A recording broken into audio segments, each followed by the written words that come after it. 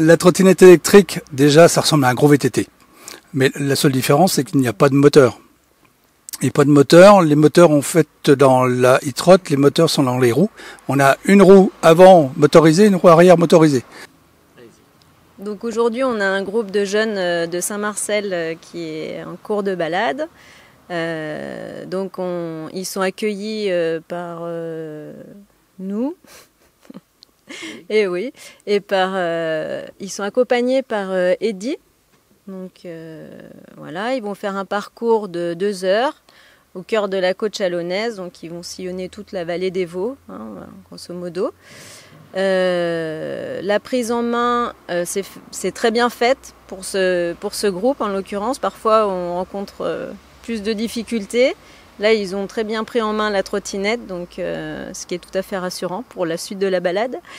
Voilà, donc on attend leur retour et on verra s'ils ont été satisfaits. A priori, tous ceux qui partent, ils reviennent toujours ravis. Donc espérons que ce soit le cas également pour eux.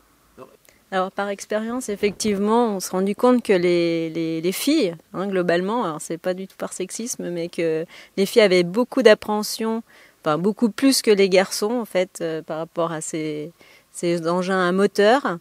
Et du coup, oui, il faut essayer de les rassurer un peu plus que les garçons. Les filles préfèrent les balades sur la route. Les garçons préfèrent le côté un peu plus sportif dans les vignes, dans les chemins de terre avec des cailloux. Voilà, quand ça bouge un peu plus.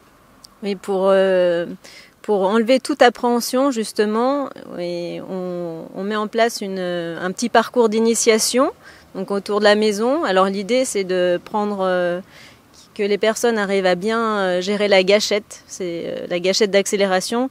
C'est ça qui va permettre d'avancer avec la trottinette. Donc, qui prennent en main cette gâchette, et puis qu'ils arrivent bien à gérer les freins aussi. Donc pour ça, on leur fait faire une grande montée avant de partir, une grande descente, et puis on leur fait prendre des petits virages dans les cailloux, de manière à ce que quand ils partent, quand ils quittent la maison, on soit à peu près sûr qu'ils vont pouvoir réaliser tout le parcours. Ouais. En fait, on a de la chance, Eddy, qui est notre responsable com, a monté sa propre structure qui s'appelle e-trot Expérience.